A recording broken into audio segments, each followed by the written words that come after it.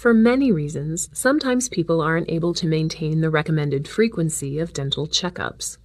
Oftentimes, when an extended time has gone in between cleanings, a more advanced cleaning may be recommended by your doctor.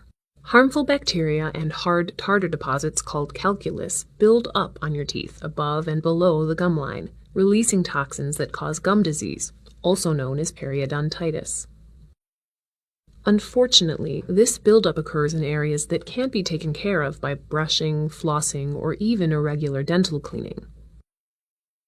Over time, as periodontitis progresses, it can lead to increased inflammation, bleeding, receding gums, and ultimately receding bone tissue.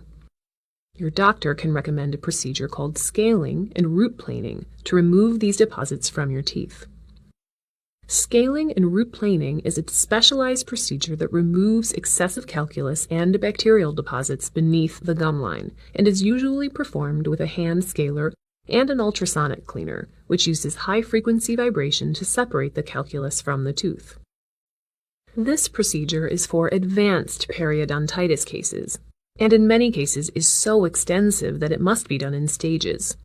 It may require multiple appointments to complete in order to ensure you are as comfortable as possible during the procedure.